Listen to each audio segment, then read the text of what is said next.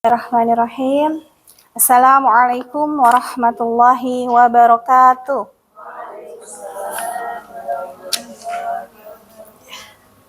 Alhamdulillah binikmatillah, la haula wala quwata, asyhadu an la ilaha illallah wa asyhadu anna Muhammadan abduhu rasuluhu la nabiyya ba'da. Asbahna la fitratil Islam wa kalimati ikhlas wa ala dini Nabi Muhammad sallallahu alaihi wasallam. Alhamdulillah, ibu-ibu GMM ya? Gria Melati Mas benar ya? Saya salah sama-sama Melati ya Bu, jadi kadang suka ini. Alhamdulillah hari ini luar biasa, saya bersyukur ya kepada Allah karena mentakdirkan saya bisa ketemu dengan ibu-ibu semua hari ini ya. Karena sebenarnya saya bukan orang baru di GMM. Tadi saya cerita bahwa saya pernah tinggal kurang lebih 1 tahun Bu di sini. Kontrak dulu RT-nya masih 1, cuma Pak Supandi ya. Jadi waktu itu saya rumahnya belum jadi di sektor Melati, saya tinggal di situ. Jadi alhamdulillah sebenarnya wajah lama muka baru gitu ya. Nah, alhamdulillah kita bisa silaturahim lagi nih ya di sini ya. Karena inilah sebenarnya Allah memperjalankan saya ke sini sebenarnya bukan untuk saya pengennya sharing ya ibu-ibu ya, sharing di sini pengalaman ya, karena sebenarnya kalau ngeliat wajah-wajahnya ya udah soleha semua, wajah solehanya ini ya gitu, jadi sudah soleha semua insya Allah ya. Jadi kita akan sharing, alhamdulillah saya diamanahkan hari ini membahas tentang fastabiqul khairat ya. Jadi berlomba-lomba dalam kebaikan ya. Siapa yang mau lomba? Saya ya. Jadi Masya Allah ya, ternyata ya Allah ya sebenarnya menyuruh kita bukan hanya sekedar untuk melakukan kebaikan, bukan sekedar untuk melakukan amal soleh, tapi suruh berlomba. Jadi kalau kita ada kata-kata berlomba itu ingatnya apa Bu? 17-an gitu ya, pensi gitu ya, masa pentas seni dan lain-lain ya. Padahal dalam Al-Quran dijelaskan bahwa kita suruh fastabiqul khairat, berlomba-lomba dalam kebaikan. Nah, startnya gimana? Sebenarnya ibu-ibu sudah melakukan. Tinggal kita sekarang saling mengingatkan, saling memotivasi. Nah, cuma sekarang saya ingin melihat dari sisi kita, peran kita sebagai seorang muslimah, ya, sebagai seorang muslimah. Peran kita tuh kan banyak banget ya. Saya yakin nih ibu-ibu di depan sini nih perannya lebih dari 2, bahkan ada yang 10 kali ya.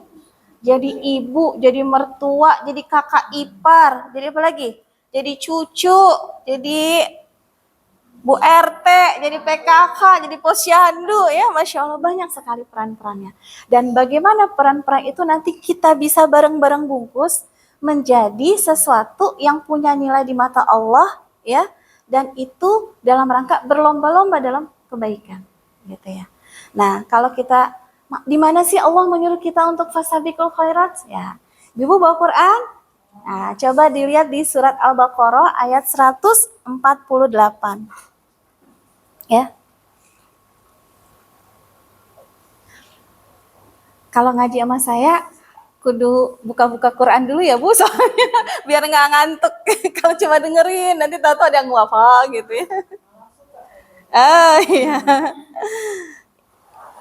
Yang sudah dapat boleh bantu dibaca, boleh. Boleh artinya, boleh sambil bahasa Arab.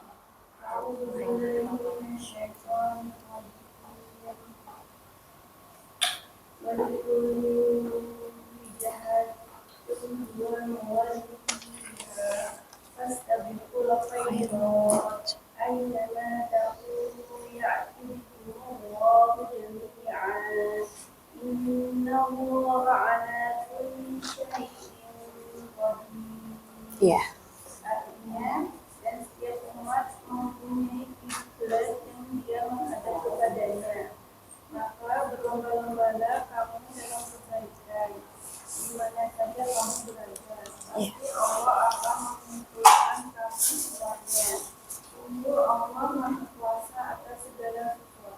Iya, sadaqallahul ya, jelas ya Ibu ya. Jadi ternyata Allah itu menyuruh kita untuk fasabiqul khairat. Ya, kita kan sering ya, ayo ayo siapa yang mau duluan? Fasabiqul khairat. Kita pikir itu cuma apa, Bu? Cuma bahasa Arab biasa gitu ya. Cuma anjuran biasa. Ternyata enggak loh. Ternyata ada di Al-Baqarah ayat 148. Sebenarnya ada lagi Bu di Al-Maidah ayat 48 juga. Kalau tadi 148, kalau ini Al-Maidah ayat 48. Nanti kalau ibu-ibu di rumah lagi senggang boleh tuh sambil dilihat-lihat ya.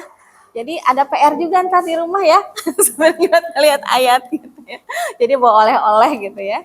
Gitu. Kemudian juga ada di Al-Hadid ayat 21 tentang bagaimana berlomba-lomba ya untuk mendapatkan kebaikan. Nah, kalau kita bicara tentang fasabiqul khairat, ya sebenarnya apa sih gitu? Kok sering banget ya disebut. Jadi sebenarnya fasabiqul khairat itu adalah bagaimana kita berusaha menyegerakan. Nih, bahasanya ya Bu ya, menyegerakan. Apa yang disegerakan? Yang disegerakan adalah menjalankan amal soleh sesuai dengan perintahnya Allah. Jadi tidak boleh menunda-nunda. Maka bahasanya adalah menyegerakan. Bahkan kalau dipadukan dengan bahasa Arab ya, berlomba-lomba ini ya sama dengan sabak. Jadi berlari gitu. Namanya berlari kan langsung starter langsung cepet ya Bu gitu. Nah itu. Nah tadi karena tadi saya pengen kita lebih fokus pada peran kita sebagai ibu ya. Kan gak ada yang jadi bapak di sini ya. Gak ada. Soalnya jadi ibu semua. Jadi kenapa sih makna berlomba ini ya? Berlomba tadi ya Bu, menyegerakan untuk beramal soleh ini menjadi penting bagi seorang ibu. Karena slide-nya boleh ke atas dikit. ya. Kalau kurang kelihatan boleh diperbesar ya. Jadi yang pertama karena sesungguhnya ibu itu adalah madrasah pertama dan utama. Ada dua kata Bu, pertama dan utama. Ya. Jadi anak-anak kita itu kan modal kita ya Bu untuk bisa meraih jannahnya Allah. Ya kan? Benar nggak? Iya. Siapa yang mengajar anak-anak kita? Kita. Nggak dititipin ya Bu? Insya Allah ya. Jadi kenapa? Karena tadi ibu adalah madrasah pertama dan utama buat anak kita. Ya. Jadi ya kalau disebut agen perubahan yang bisa merubah ya situasi di rumah tangga, situasi di keluarga adalah ibu. Maka kan ada jokes ya, ini jokes ya Bu. Kalau mau keluarganya senang, maka bikin happy lah ibunya, ya. Benar nggak? Ya. Kalau ibunya lagi nge-happy itu semua pasti kena imbasnya ya. Yang suaminya dicemburutin, yang anaknya nggak salah apa-apa tiba-tiba dimarahin gitu ya. Nah sama seperti ini juga ya, meraih amal soleh ternyata fondasi utamanya adalah di ibu. Bagaimana seorang ibu bisa mendidik karakter anaknya ya, nanti di poin-poin berikutnya ada ya. Jadi itu ya. Nah bahkan di situ saya sedikit bikin ini ya, ketika seorang ibu tumbuh hebat, anak dan suami pun akan ikut terangkat. Maksudnya apa Bu? Tadi ketika kita merangkum atau meraih semua anggota keluarga kita yang ada di dalamnya untuk senantiasa beribadah kepada Allah, maka insya Allah ya ibu itu akan menjadi influencer, akan menjadi apa Bu? Akan menjadi model role buat anak-anaknya. Loh, kenapa bukan suami? Kan pertanyaannya gitu ya. Kenapa bukan suami?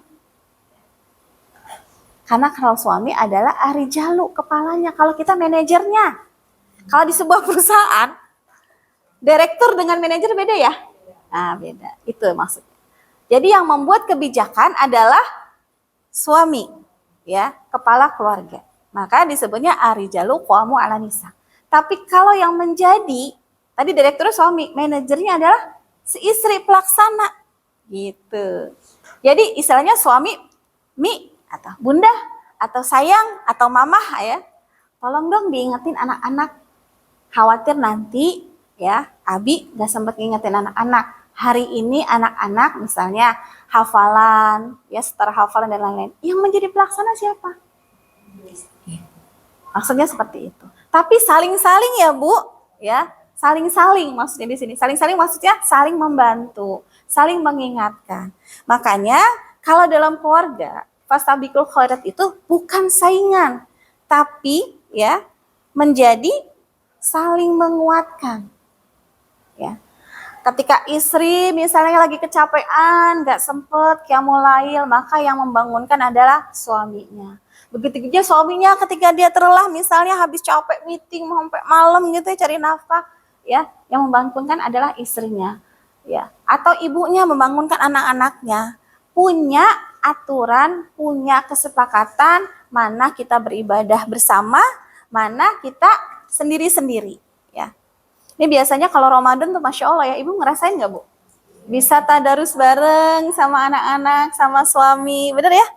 Bisa sholat bareng. Nah itu sebenarnya Ramadan itu kemarin latihan.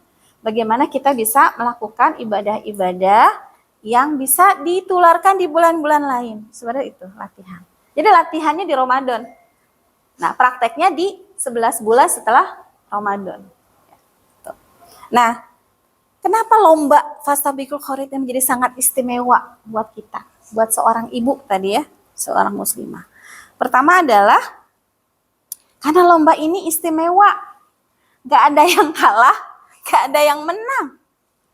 Kalau lomba 17 kan ada ya, yang kalah siapa, yang menang siapa. Tapi kalau lomba fastabiqul khairat gak ada. Ya. Para sahabat sabiquna awalun ya, yang hidup di masa Rasulullah, ya, itu sangat terinspirasi dengan sahabat utamanya Rasulullah yaitu Abu Bakar. Ya. Jadi Abu Bakar itu selain sahabat dia juga sebenarnya mertuanya Rasulullah ya. Jadi sangat terinspirasi. Kenapa? Dua sahabat ini dua-duanya pengen berlomba-lomba dalam kebaikan. Ya. Ibu Bu kalau baca sirah nih cerita tentang Umar dan Abu Bakar itu Masya Allah Bu ya. Jadi Umar itu iri dengan Abu Bakar karena Abu Bakar selalu ngeduluin, selalu berlomba, selalu maksudnya lebih dulu daripada sahabat-sahabat yang lain. Dalam sebuah majelis ya Rasulullah menanyakan para sahabatnya, siapa pagi ini yang sudah ya menjenguk orang sakit? Abu Bakar nunjuk. Siapa hari ini yang sudah memudahkan urusan orang lain? Abu Bakar nunjuk. Siapa hari ini yang sudah sedekah? Abu Bakar nunjuk. Ya. Jadi kata Rasulullah apa? Kalaupun ada kebaikan-kebaikan yang dihimpun, ya, dia adalah Abu Bakar. Masya Allah ya Bu. Nah, jadi maksudnya di sini adalah boleh kok kita iri, ya, sama kebaikan atau sama amal soleh orang lain. Ya, dalam rangka tadi Bu menghidupkan ya ibadah kita kepada Allah. Ya. Jadi kan gini, manusia diciptakan oleh Allah ya punya tugas sebagai hamba. Ya, jadi aku tidak ciptakan jin dan manusia kecuali beribadah kepada Allah. Nah, ibadah kepada Allah itu kan luas ya Bu ya. Nah, cuma kalau konsepnya ya konsep globalnya lah kalau kata pelajaran anak-anak PAI-nya yaitu melakukan perintah Allah dan menjauhi larangan Allah itu ibadah. Ya, itu dalam rangka ibadah semua. Nah, artinya di sini ketika kita melihat ya ada orang berlomba-lomba dalam kebaikan, ya kita boleh iri. Ya, boleh iri. Ya, jadi yang boleh kita iri salah satunya itu. Kalau yang lain nggak boleh ya. Jadi kalau untuk urusan dunia kita ngelihatnya ke bawah. Kalau untuk urusan akhirat kita ngelihatnya ke atas. Mana yang lebih baik dari kita cari. Tapi kalau urusan dunia kita suruh tawadu, suruh melihat ke bawah. Ya. Nah, tadi cerita sahabat Abu Bakar dan Umar. Kemudian ya, di surat Al-Zalzalah ya, dijelaskan oleh Allah, "Faman ya'mal misqala dzarratin khairan." Artinya apa, Bu? Kalau kita berbuat baik walaupun sedikit aja, maka Allah akan memberikan ganjarannya, akan memberikan pahalanya. Jadi, ya, nggak ada yang kalah, ya kan? Nggak ada yang kalah, karena semua bernilai di mata Allah. Ya. Kan itu nyambung ya Bu, ayat 7 dengan ayat 8. Kalau yang ayat 7-nya terkait dengan perbuatan baik, maka Allah akan mengganjar. Begitu juga di ayat 8-nya, kalau ada perbuatan buruk, maka akan diganjar juga oleh Allah. Ya. Jadi itu sebenarnya dua ayat yang mengingatkan kita, ya mana yang mau kita pilih sebenarnya, perbuatan baik atau perbuatan buruk. Cuma maha rahmatnya Allah, maha pemurahnya Allah nih, ketika kita baru niat, belum berbuat jahat, belum dihitung Bu, sampai dilakukan. Tapi kalau kita berbuat baik, baru niat, ya belum dilakukan, udah dapat pahalanya 1. Ya. Kalau dilakukan dapat lagi 1. Maka disebutlah Allah itu maha pemurah, maha pengampun, rahmat ya itu. Ya itu ya ibu-ibu ya. Jadi yang pertama adalah tidak ada yang kalah. Nah yang kedua nanti dibagiin aja kali ya Bu. Oh ya dari saya. Cuma memang kalau di sini penjelasannya nggak ada ya Bu, cuma poin-poinnya aja, namanya juga PPT. Ya. Kemudian ada hadis ya dari riwayat Muslim ya. Janganlah engkau meremehkan kebaikan sekecil apapun, ya, walaupun bertemu dengan saudaramu dalam kondisi tersenyum. Ayo, udah senyum belum hari ini? Coba lihat kanannya, senyum, lihat kirinya, senyum. Ya, jadi ya senyum itu ternyata juga punya pahala di sisi Allah, bermuka cerah, ya. Coba bayangin kita ketemu ya sama ibu-ibu. Kenapa Bu? Coba aja. Belum bayar utang gitu. Enggak ya, insya Allah di sini nggak ada punya utang ya. Amin ya Allah ya. Gitu. Jadi ketika kita nggak punya harta, kita nggak punya materi, wajah senyum aja itu sudah sedekah. Punya amal soleh di hadapan saudara kita. Jadi kalau ketemu saudara senyum ya Bu, jangan cemberut. Walaupun masalahnya banyak, aduh belum nyuci, aduh belum masak, ya. Tapi saya mau pergi ke masjid dulu untuk kajian. Insya Allah nanti Allah mudahkan urusan ibu-ibu ya. Itu. Kemudian yang selanjutnya ya, hadiah pahala yang langsung dari Allah. Jadi kenapa istimewa? Kalau tadi kan dia ya nggak punya apa Bu? Nggak ada yang kalah gitu. Nah yang kedua sekarang dia itu hadiahnya, hadiahnya langsung dari Allah ya. Di salah satu hadis dikatakan bahwa akan ada 8 pintu surga ya yang disediakan oleh Allah kepada umatnya. Salah satunya adalah pintu Ar-Rayyan.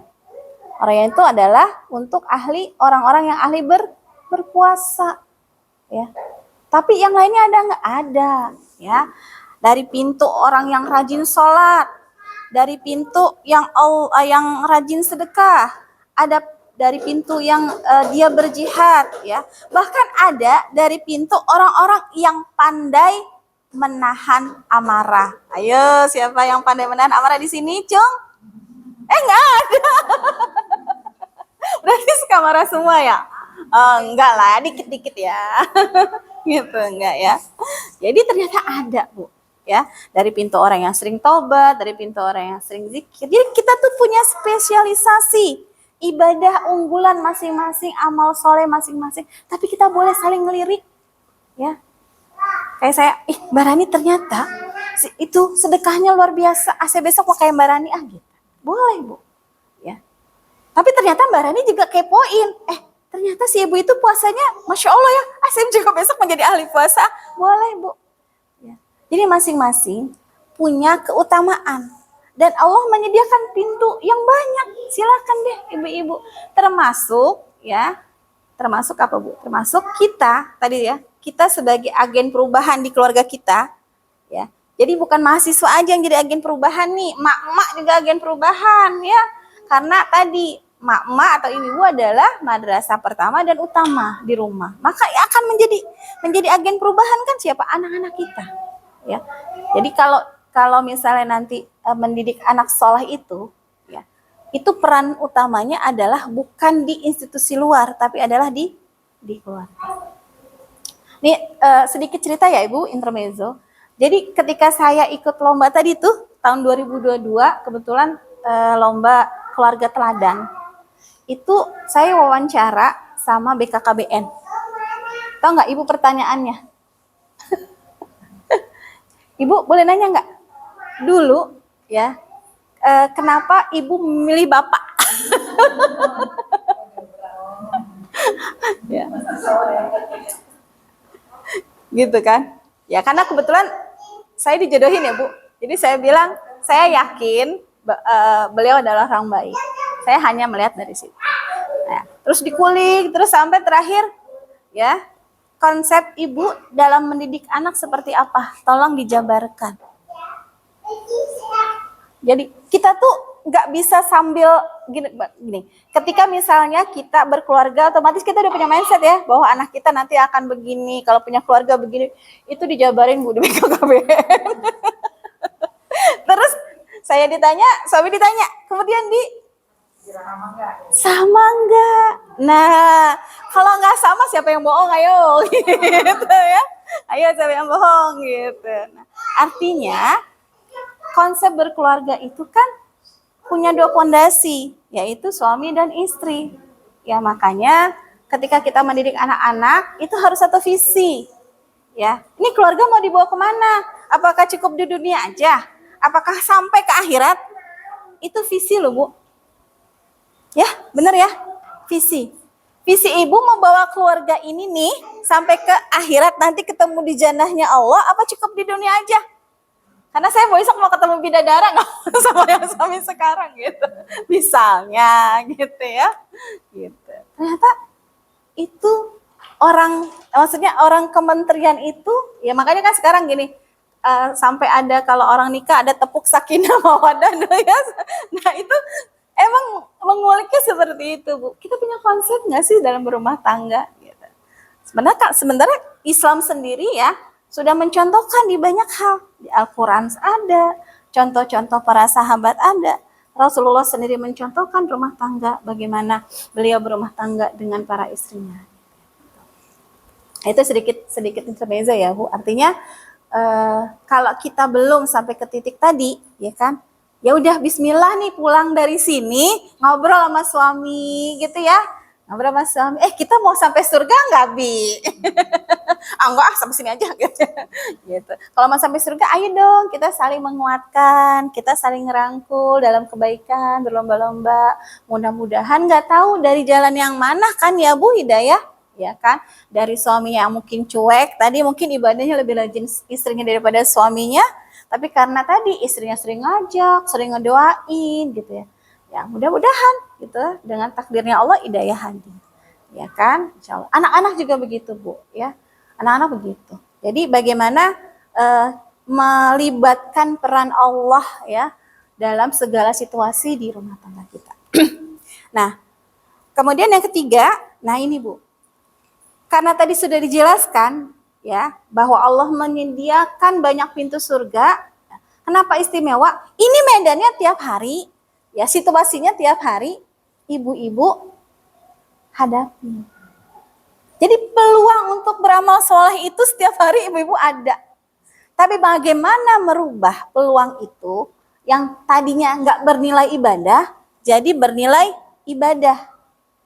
Ya, jadi kan ibadah itu ada ibadah mahboh, ya, yang ada aturannya. Sholat, zakat, puasa, haji itu ada aturannya. Leks. Tapi ada ibadah ghairah mahdoh yang sebenarnya ibadahnya biasa. Ibu datang ke sini, ya, kalau diniatkan untuk ketemu temennya, nggak dapat pahala.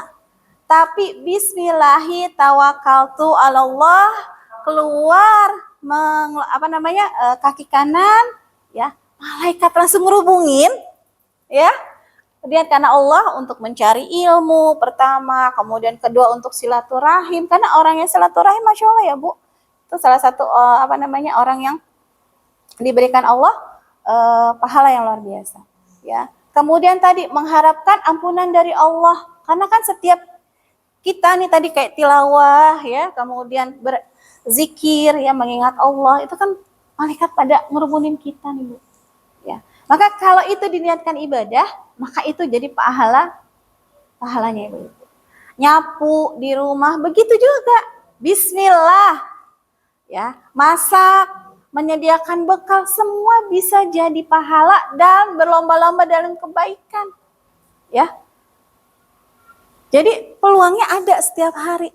Tapi bagaimana kita merubah peluang yang tadinya biasa tadi tuh nggak punya nilai apa-apa, jadi punya nilai apa-apa di mata Allah.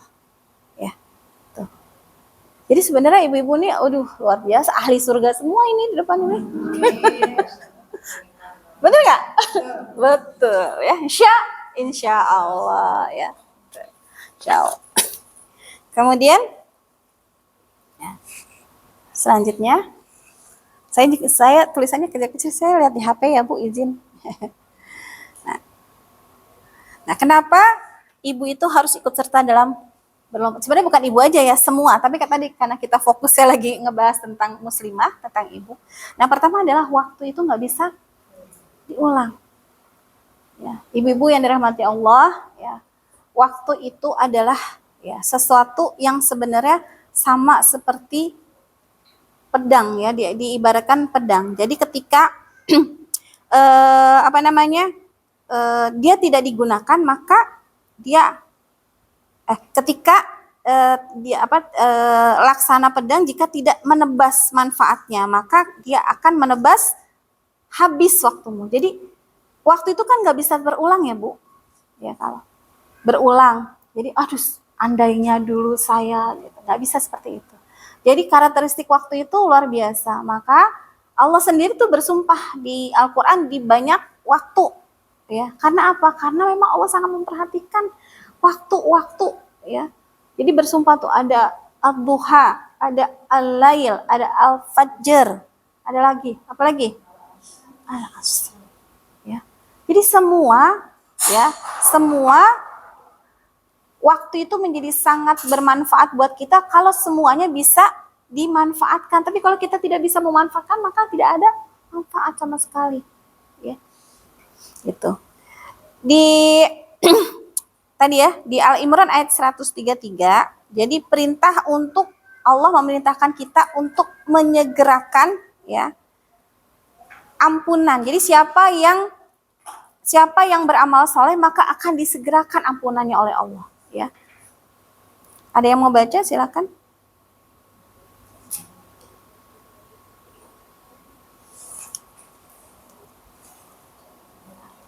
Al-Imran ayat 133. Ada yang dapat? Ada dapat? Boleh artinya aja nggak apa-apa Bu. Dan bersegeralah kamu mencari ampunan dari Tuhanmu dan mendapatkan surga yang luasnya seluas langit dan bumi yang disediakan bagi orang-orang yang bertakwa. Ya. Jadi kita disuruh bersegera untuk meminta ampunan. Ya.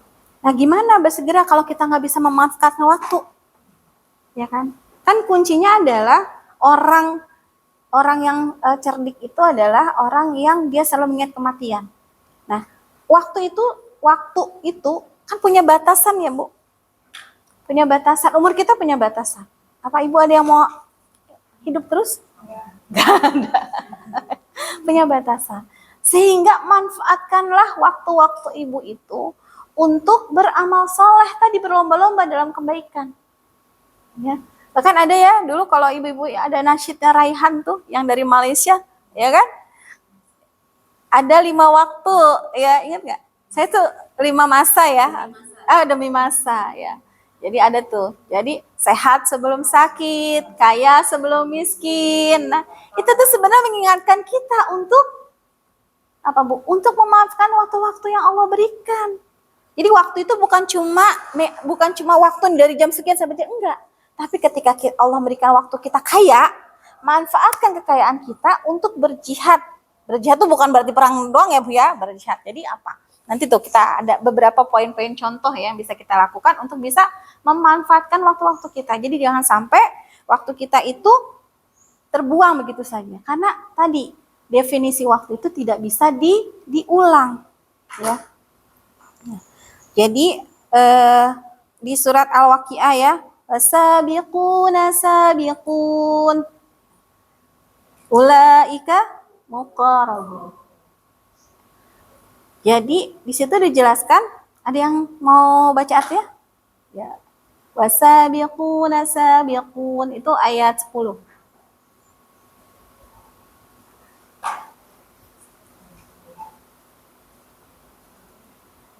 Al-Waqiah ayat 10.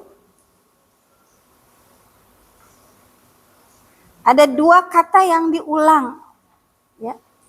Dan orang-orang yang paling dahulu beriman, mereka lah yang paling dahulu masuk surga. Nah, wasabiquna sabiqun. Jadi orang yang pertama beriman, artinya beriman di sini kalau bahasa tafsirnya selain dia beriman juga dia beramal soleh.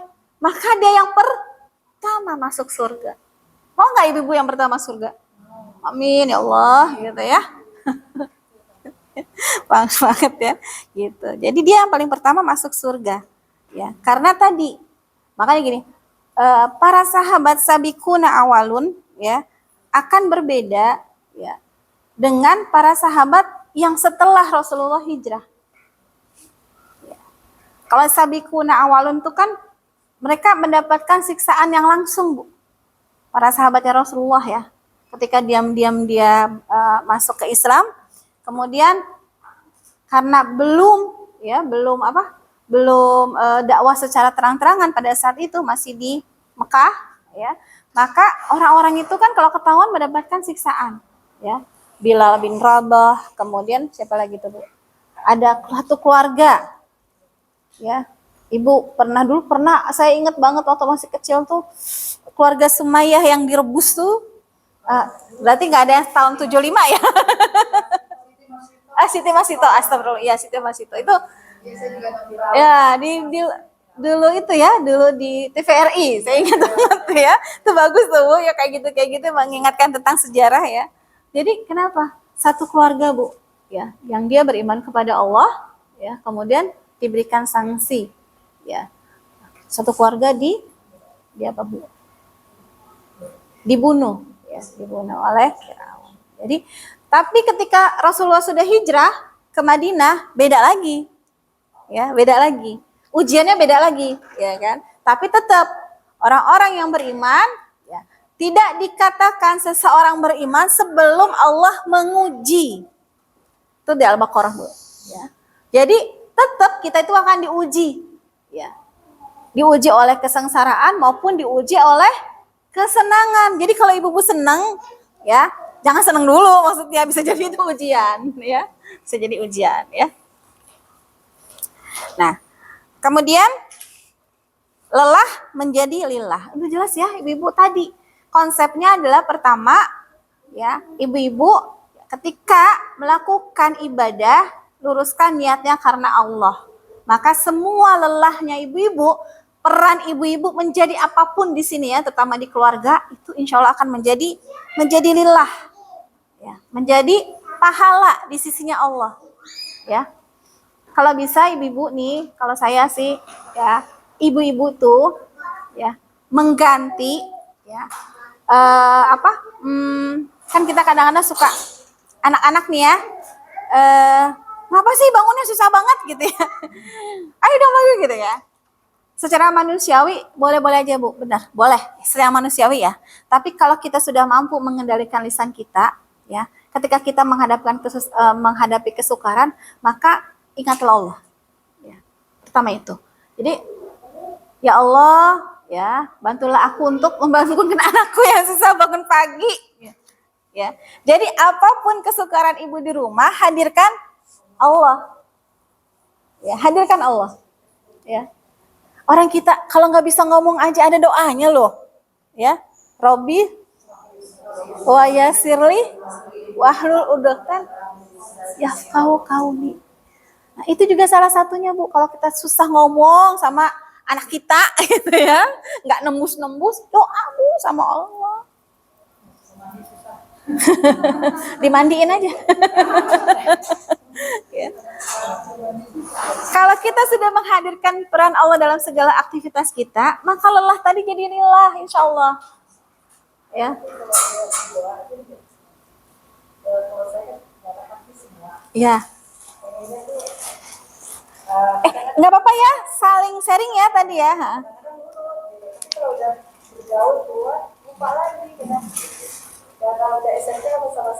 Iya. Biasanya rajin sholat subuh. Kalau saya kan kalau malas marah gitu, kata saya siramnya. Saya tuh pengen anak Nyiramnya pakai baca bismillah nggak? katanya dia langsung bangun. Langsung bangun, makanya tadi nanya baca bismillah nggak? Karena saya doain juga. Itu kadang-kadang kalau udah main gitu, anehnya seperti itu Bu. Iya. Karena apa kata masa-masanya dia Iya. karena kita tuh pengennya tuh Instan ya. semua sholat demi sholat. Kalau saya ada sistem gini, kalau sama udah ini sama suami, kalau dia nggak sholat di masjid atau sholat, kita nggak dapat uang saku tuh anak. Jadi seperti itu aja. Udah kesepakatan ya berarti, dan anak-anak setuju ya dengan kesepakatan itu. Ya. Anaknya nurut sih, kadang nggak berani minta uang, udah nggak sholat di sholat. Nggak apa-apa kan uang. Kalau saya ibu nanya nggak apa-apa, saya nggak tahu nggak apa-apa. Karena yang tadi yang disiram bukan saya ya Bu. Ya. Bagus nih. Ya, ini problem semua ibu-ibu kayaknya ya. Bukan ibu siapa namanya? Ibu Ana. Ya. Jadi yang pertama kalau saya juga sama Bu, problem mendidik anak itu nggak mudah. Maka tadi bilang, kalau kita bisa jadi agen perubahan buat anak-anak kita, Masya Allah gitu ya. Jadi pahala kita ya di sisi Allah. Dan kalau kita bisa mendidik anak kita menjadi anak yang saleh dan saleha, itu kan apa Bu? Kita meninggalkan apa di dunia? Kan ada 3 yang tidak kita maljariyah, anak soleh tadi ya. Makanya karena kita mau ninggalin harta yang luar biasa, maka effortnya juga luar biasa ya gitu. Nah, yang pertama adalah yang harus kita sadari, hati ini milik siapa? Allah. Udah pernah minta sama Allah belum gitu? Ya. Jadi, karena hati kita milik Allah, sebelum melakukan sesuatu, kita minta dulu sama yang punya. Gitu. Kalau saya ya, berhasil atau tidaknya ya kan kita serahkan, karena hidayah bukan milik kita. Kita berusaha. Terus namanya anak-anak Bu, ada masanya ya. Kita juga ada masanya. Ya, ada masanya. Tapi kita tidak boleh berputus asa. Ya, tadi jalan langitnya minta sama Allah kita jalanin. Jalan ikhtiar tadi tetap continue kita istiqomahkan. Ya. Gitu. Nah, terakhir ajak anak-anak sebenarnya maunya apa Nak? Dibangunin paginya mau seperti apa? Gitu. Ya. Ibu udah pernah nanya belum begitu ke anaknya? karena kan itu versi kita mintanya begitu ya. Ya, gitu. Bu Ikis mah ada. Emang bener Bu, kan kita ngeliat dari sisi kita. Kita harus ngeliat dari sisi anak. Anak-anak nyamannya seperti apa? Gitu. Ibu kalau ngeliat anak saya itu gondrong loh Bu. Anak teknik. Gondrong. Jadi saya udah bilang sama kebetulan semester terakhir lagi sempro ya di Malang. Ini lagi liburan di sini lagi. Bukan liburan sih sebenarnya, ada yang diurus. Jadi saya udah bilang, ini mau sampai kapan Mas gondrongnya, gitu kan? Sebenarnya gondrong kan nggak dilarang ya. Jadi jangan juga karena kita nggak suka gondrong, kita ngelarang anak kita, gitu ya. Karena bisa jadi gini Bu, jangan sampai dia melakukan sesuatu, ya kan? Karena dia menentang kita. Paham ya Bu ya? Ya, jangan sampai menentang kita. Saya nggak apa-apa. Pertama sholat. Nah ya, sama. Saya pernah, ada Bu siapa ya? Saya tuh pernah loh Bu, saya sama Ibu. Saya nggak pernah marah, anak saya nilainya nggak bagus nggak apa-apa. Tapi kalau udah nggak sholat, ya masuk kamar dulu, yuk kita deep talk. Ya. Kenapa nggak sholat? Kayak gitu dulu ya, gitu. Sampai hukumannya, saya akan tanya, kamu maunya apa? Mau dikurangin uang jajan, mau dikurangin waktu bermain, ya kan? Mau dikurangi waktu jalan-jalan, saya tanya dulu. Jadi dia yang pilih sanksinya. Tapi itu makanya kalau saya sering-sering tuh kalau di rumah ada rakor keluarga, rakor keluarga. Bener Bu, bener, saya rakor keluarga Bu. Ya, nanti sampai saya bikin spanduk Bu, mungkin karena saya ada spanduk rakor keluarga, tapi rakor keluarga di rumah Bu, di rumah makan. Ya, jadi mereka sudah bikin tuh program-programnya, peta hidupnya gitu, peta hidupnya dia mau apa. Jadi saya udah tahu, bisa ngebaca, anak saya mau begini gitu, ya kayak gitu. Jadi maksudnya tadi tetap jalur langitnya dipakai, jalur ikhtiarnya, tapi ada masa-masanya Bu, gitu ya. Sekali-sekali ditanya, nak kenapa sih kamu kalau bangun nggak bisa pagi-pagi, kenapa? Apa kamu ngantuk? Apa kamu malam-malam main HP nggak selesai-selesai gitu kan? Anak-anak Bu, tahu sendiri sekarang ya kan, kadang-kadang begadang diam-diam, ya entah apa yang di-scroll gitu. Ibu juga harus ini juga ya, harus waspada juga. Gitu. Jadi ajak dialog, karena anak-anak sekarang nggak bisa langsung di-cut, ya. Anak-anak sekarang itu nggak kayak kita yang dimarahin tough. Anak-anak sekarang dimarahin bisa bunuh diri Bu, karena saking rapuhnya, ya, saking rapuhnya. Makanya tadi peran ibu di rumah, ya, banyak merangkul itu harus, ya, harus. Kalau menurut saya harus, karena dia akan kembali ke rumah. Ketika dia punya masalah, dia harus kembali ke rumah, bukan kemana-mana, harus ke rumah. Jadi teman, jadi tempat berbagi buat anak-anak, gitu ya, itu.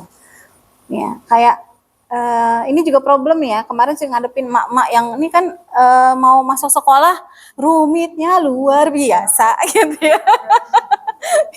Ini di rumah ini jadi curhatan ya. Jadi kebetulan anak saya yang perempuan ini mau masuk SMA. Teman-teman satu circle-nya udah ketendang semua. Udah ketendang semua, maksudnya tidak ada di kota. Curhatnya ke rumah gitu, Umi gitu macam-macam. Jadi memang rumah saya itu base camp Bu.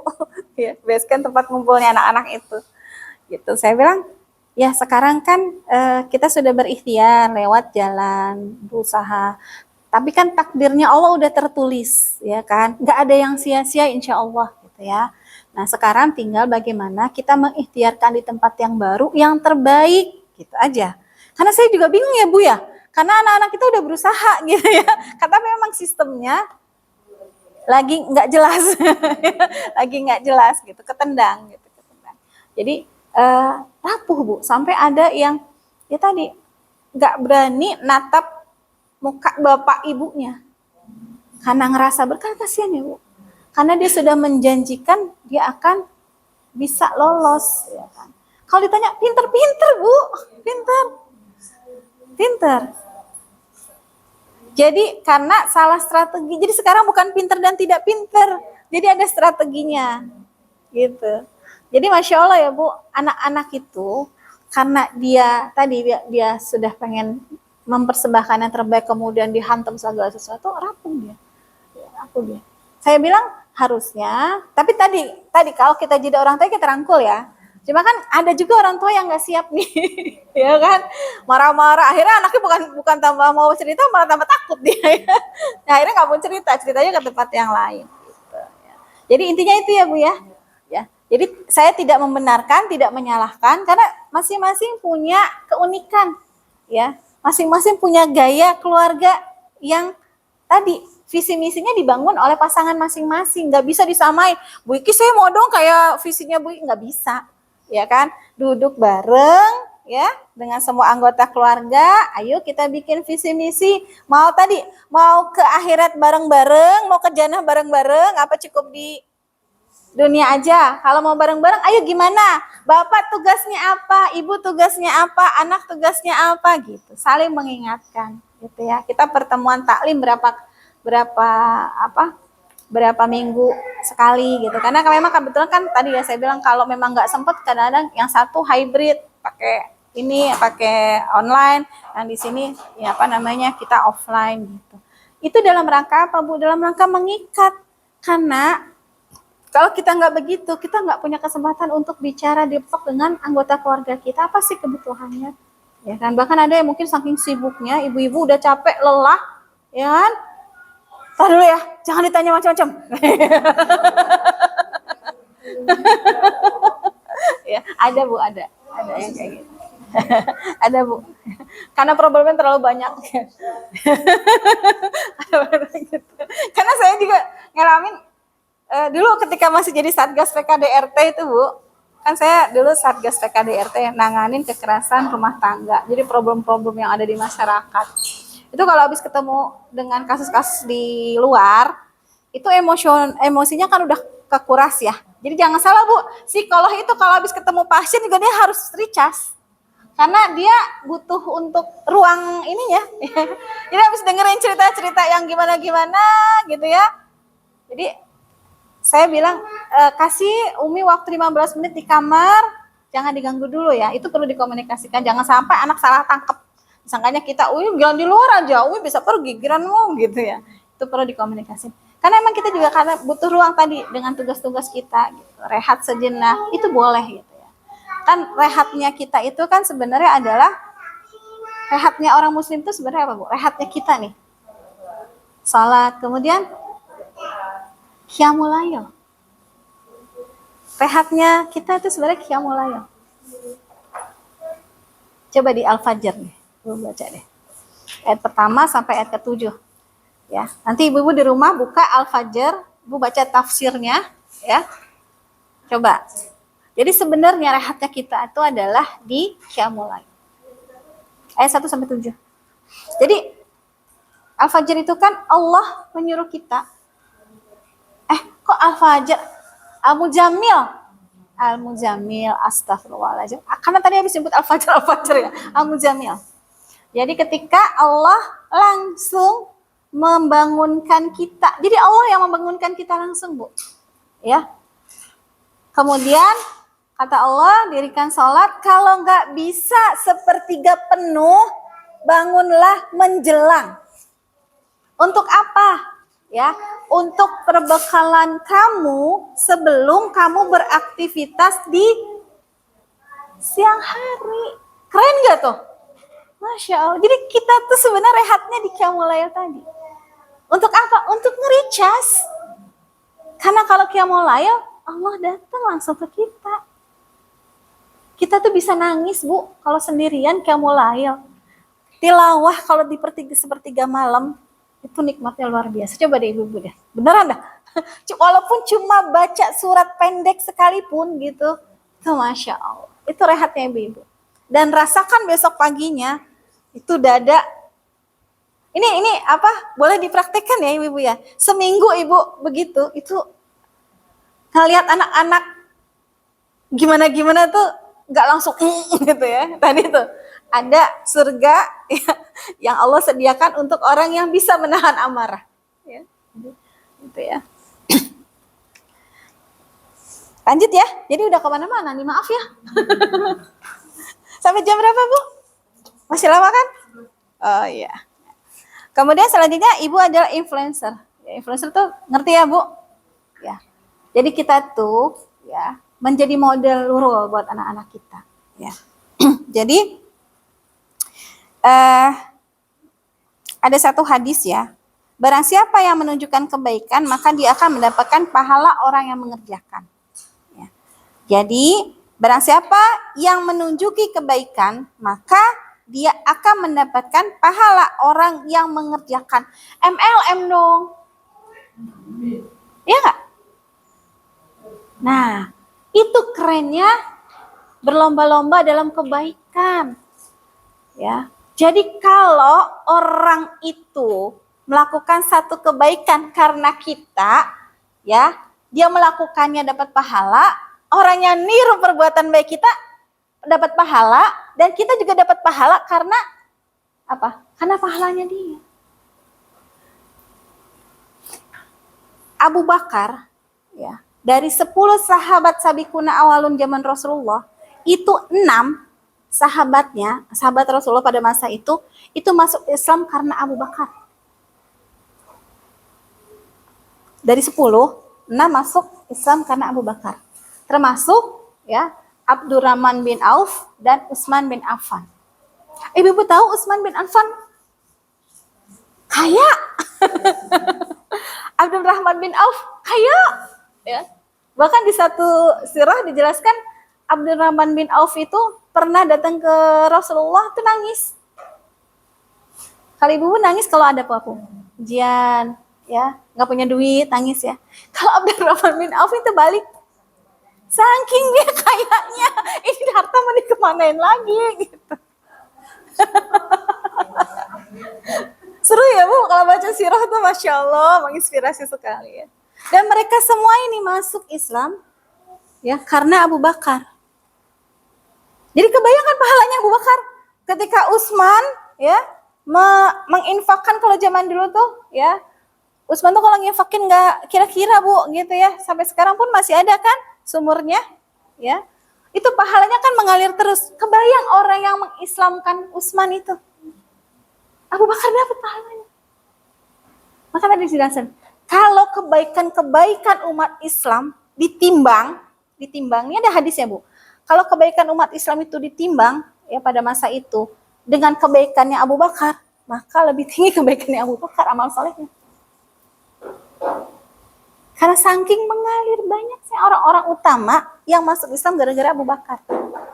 Dan memang kalau kita baca sejarahnya, sirahnya ya, pada saat perang Tabuk ya, Rasulullah kan menghimpun dana dari para sahabat. Ayo donatur nih mau jihad. Siapa yang mau menginfakkan hartanya untuk jihad di jalan Allah? Ya, Umar, datang. Rasulullah, saya mau persembahkan setengah harta saya gitu ya. Abu Bakar datang. Dia menginfakkan berapa? Semuanya. Wah, kecil ya dong gue gitu ya. Semuanya Bu. Sampai pada saat itu Rasulullah sendiri ngomong, ya kan, bilang, Abu Bakar terus apa yang ditinggalin buat keluarga kamu nanti? Apa Bu? Allah dan Rasul. Masya Allah ya. Jadi wajar kalau dia punya amal soleh yang banyak karena dia sudah tidak lagi cinta dunia. Ya, itu. Masya Allah. Jadi berlomba-lomba dalam kebaikan gitu ya. Jadi itu yang menginspirasi para sahabat termasuk Umar bin Khattab. Ya. Tapi bukan berarti Umar bin Khattab kalah ya, enggak.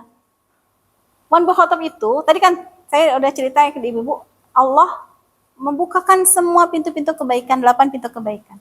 Jadi Abu Bakar tuh menangnya di situ. Ya, tapi Umar menangnya di tempat yang lain. Ya, Umar itu apa Bu? Salah satu perisainya Rasulullah ya.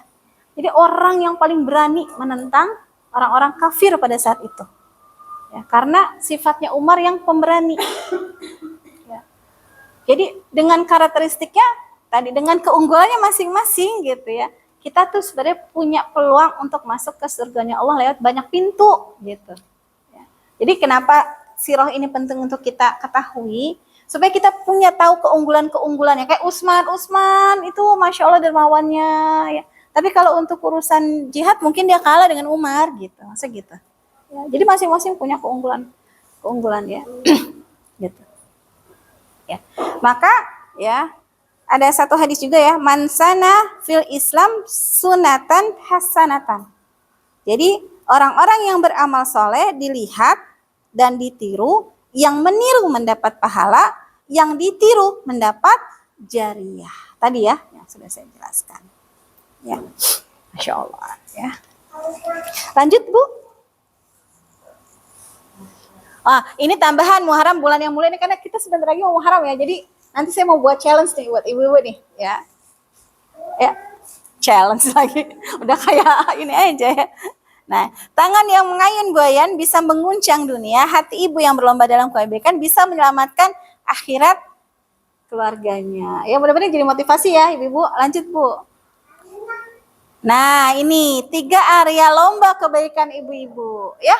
Jadi tadi kan karena kondisinya tiap hari ibu-ibu ada di lapangan terus, ini cuma contoh ya.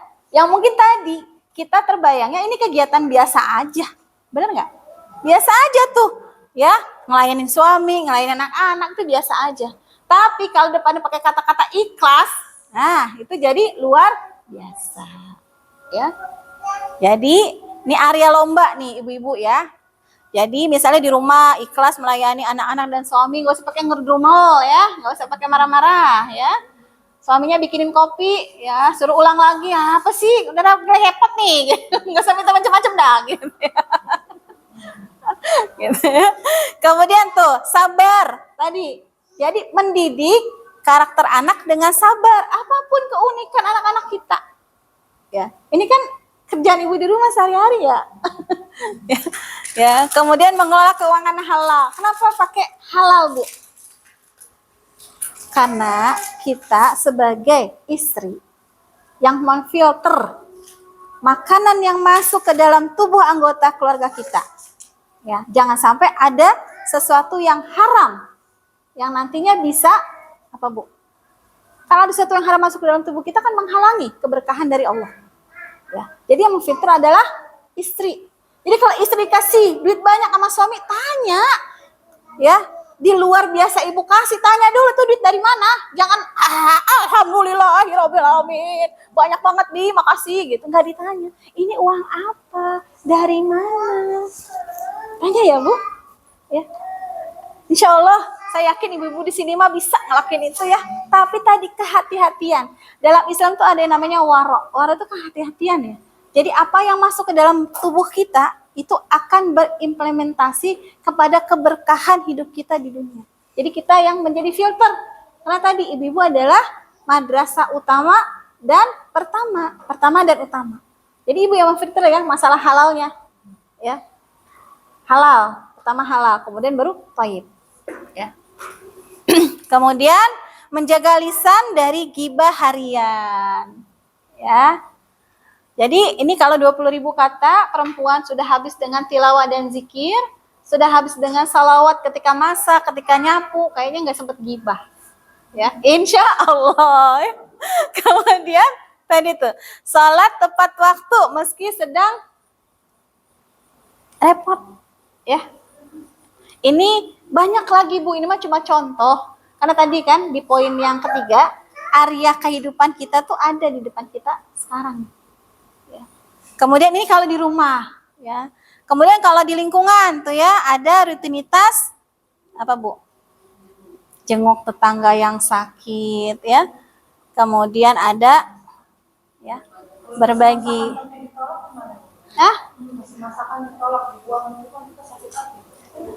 Oh, itu mah urusan dia, Bu.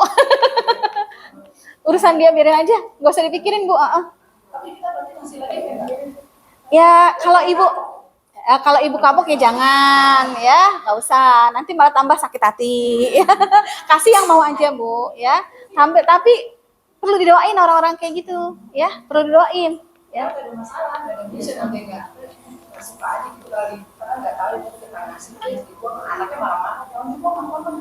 Oh, tapi dia nggak suka makanan itu, apa nggak suka ibunya?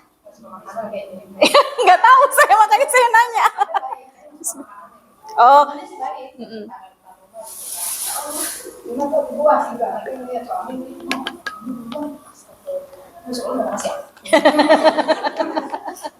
kira-kira Bisa mikir, Bu. Bisa mikir, doyan gitu.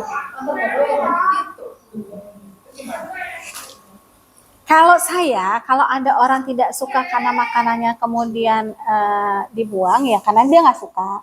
Tapi kan beda kalau nggak suka sama orangnya, Ibu ya. Nah, kalau nggak suka sama orangnya, ya berarti kan dia apa, Bu, mubazirin makanan juga ya. Sebenarnya sama konteksnya dua-duanya. Emang alangkah baiknya ketika misalnya kita mau bagi makanan, ya kita kasih tahu, maksudnya cari tahu dulu, ini orang sukanya apa, ya. Kan pas kita masak ini. Gitu. Iya. Saya punya gulai di rumah, kemarin dapat daging kurban gitu dari masjid. Suka nggak? Ada yang suka nggak di rumah? Di rumah ada loh, bawain. Kalau ada kan yang dia, nggak usah di rumah nggak ada makan daging kambing misalnya gitu, ya. Karena saya sendiri, Bu, saya sendiri juga gitu. kalau mau ngasih tetangga, ya kan, mendingan yang buah gitu ya, maksudnya yang jelas. Kalau makanan kan kadang-kadang emang gitu tuh, ada yang makan ada yang enggak. Ya orang yang punya masalah, iya. Kan tadi pertanyaan ibu sakit hati nggak? Gitu. Kalau sakit hati udah besok nggak usah ngasih lagi, ngasih yang lain, biar aja hatinya terobati gitu ya. Terus ibu langsung doain orang itu. Nggak usah, doain aja. Enak loh Bu ngedoain orang. Kalau kita dizalimi kemudian kita mendoakan, pahala kita 2. Hah? Pasti ada itu, misalnya kita punya teman 10 atau berapa, yang paling gak suka itu pasti kayaknya ada gitu. Iya, jadi Bu, kita tidak bisa memaksakan. Kata hati kan milik Allah. Kita nggak bisa ngatur perasaan ibu-ibu. Ini kayak saya sekarang, saya nggak bisa merasa. Ibu harus suka sama omongan saya ya. Ibu harus nunduk. Ya kan? Nggak bisa. Ya kan? Artinya, ya, apa yang kita lakukan kalau sudah ikhlas efek setelahnya atau apapun yang maksudnya itu, ya udah nggak apa-apa, dia nggak suka kali gitu, udah gitu. Nggak usah overthinking juga gitu. Kalau anak sekarang bilang overthinking, ya udah nggak usah, udahlah biarin aja, ganti yang lain, masih banyak yang mau, ya. Daripada ibu mikirin di situ, aduh saya salah apa ya, akhirnya ibu, kan, mendingan doain, ya Allah mudah-mudahan ya ke depan saya bisa, ya kan, lebih sabar menghadapi orang-orang seperti ini. Kita perlu ini Bu, perlu berdoa kepada Allah, karena tadi hati itu bukan punya kita nggak bisa ngatur. Orang tuh mesti baik sama kita semua, orang mesti nurut sama kita semua gitu. Jangankan orang Bu, suami kita, anak kita, emang bisa kita atur tuh hatinya? Kagak, ya kan, gitu, karena bukan punya kita, ya. Jangan pernah ngomong, suami sama nurut sama saya. Kenapa sayang? Kenapa nak? Oh maaf ya, maaf. Apalagi kalau suaminya patriarki ya.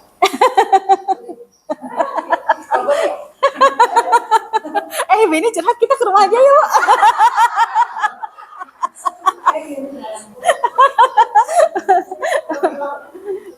Ya. Nanti kalau ngomongin internal jangan di depan umum ya Bu, ntar gibah, kan kita nggak boleh gibah. Ya, konsul ke rumah ya. Bu Yuni sering banget tuh dulu ya, Bu Yuni kita ngobrolin konsul ya, PKDRT dan segala macam. Dulu yang teman-teman saya di kelurahan pada ngerti kalau namanya ada hal kayak gitu. Ya tapi tadi kita nggak boleh mengumbar ya aib keluarga, ya, apapun itu. Jadi kalaupun kita punya masalah, cari orang yang expert. Ya pertama ngadunya sama Allah dulu sebelum sama yang lain, ya. Karena tadi kita bukan yang bisa ngubah hidayah hati, itu punya Allah semua, ya. Jadi kalau ada seorang istri yang bilang, suami gue mah nurut sama gue, siapa elu gitu ya. Atau suami yang bilang istri gue nurut sama gue, ya nurutnya dalam taat kepada suami untuk meraih ridho Allah, tapi untuk yang lain enggak, karena tadi Bu, hati kita punya Allah. Ya muqallibal qulub, sabit qulub ala taatik, ala dinik, ala taatik, ya. Jadi artinya taatnya kita tuh karena Allah, bukan karena dia sebagai manusia atau karena dia sebagai suami kita. Kita juga taat sama suami kita dalam rangka apa? Taat kepada Allah, ya kan? Gitu. Nanti yang ngobrol pelit-pelit nanti ya Bu. Sekarang. Oh iya, bukan ibu loh, tetangga. Ya ini contoh-contohnya nanti bisa dilihat ya Bu, ya. Nah, lanjut. Ini kemudian ada beberapa contoh, nanti bisa dibagikan ya Bu. Ininya, nah ini amalan ringan tapi juara di sisi Allah. Nah ini juga contoh-contoh nih yang ibu-ibu bisa lakukan, kecil ya, kecil dia, kecil karena ringan sebenarnya, tapi continue ya. Misalnya sedekah subuh rutin setiap hari. Ya kalau di sini ada cancel nggak? Ada ya? Ada. Nah itu Bu, Bismillahirrahmanirrahim. Infak. Mudah-mudahan ini jadi wasilah keberkahan saya dan keluarga saya. Tek, masukin. Setiap hari, nggak perlu banyak, tapi rutin. Dan jadikan itu sebagai andalan amalan ibu-ibu. dan jadikan itu sebagai sabat dawamnya ibu-ibu dalam beramal soleh. Nah, kalau sudah dawam, ketika satu hari ibu tidak melakukan itu, maka ada rasa apa ya? Hari ini apa ya? Gitu. Nah, makanya kalau kita tuh biasanya ada tuh, kalau saya bikin ya Bu, misalnya ibadah harian. Kenapa? Karena saya orangnya pelupa. Jadi saya harus ditulis ya, ditulis ini hari ini ya, target saya apa segala macam dalam satu pekan. Kemudian kan kalau kita menuliskan, kita tahu nih tercapai apa enggak. Kalau enggak tercapai, langsung, ya Allah mampukan saya, ya Allah kuatkan bahu saya, gitu, supaya bisa tercapai apa yang menjadi targetan saya, baik ibadah maupun apapun. Ya, kenapa kita minta pertolongan Allah? La haula wala quwata illa billah. Karena ibu bukan siapa-siapa tanpa pertolongan Allah. Ya, coba deh, ibu kalau dengerin qomat di masjid, ya, ketika hayal shalah, hayal falah, jawabnya apa? Kenapa nggak na'am?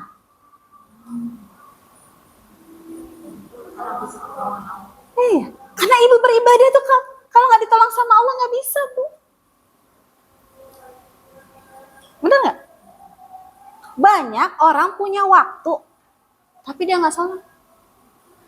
Jadi ibu tuh dipilih ya sama Allah untuk bisa sholat.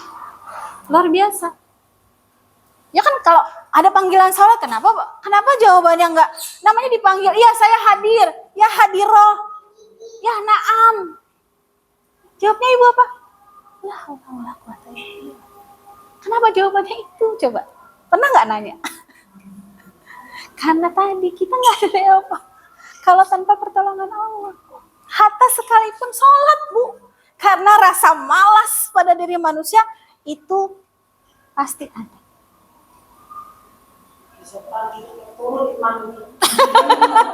Ini nyalain setan. Jangan nyalain setan ah. Nah, kata Resta, gua Ramadan aja nggak gangguin lu males kok. Gitu ya. Jadi tanpa pertolongan Allah kita nggak ada daya upaya ya. One day one juice buat anak-anak.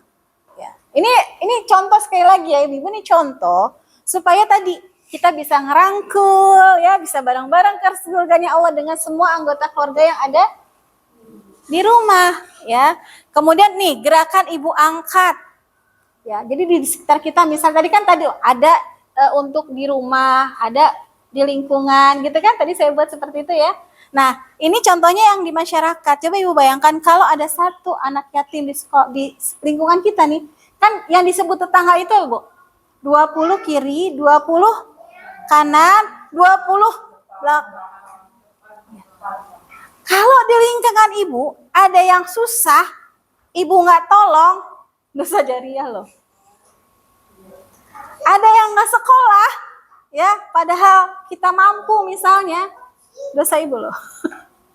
Kenapa dosa? Dosa sosial Bu. Ya, padahal yang disebut tetangga itu adalah orang yang terdekat dengan kita dan kita wajib untuk menolongnya.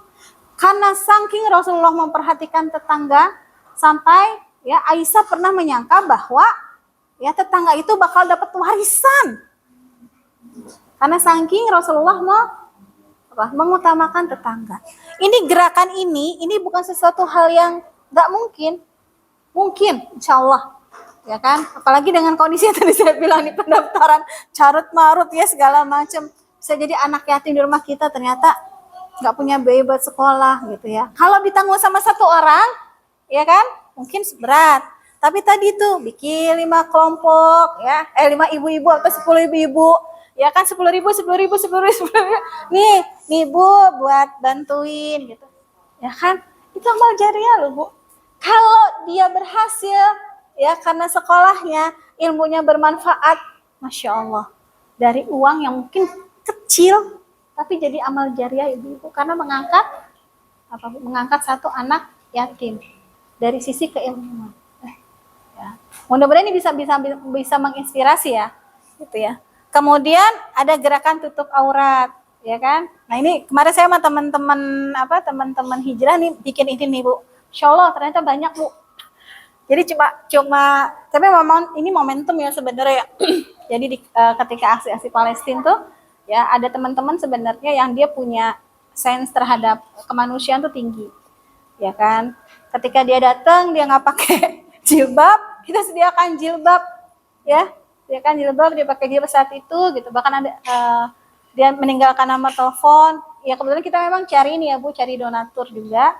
Kemudian dia bilang, kok saya nyaman ya pakai jilbab gitu. Alhamdulillah.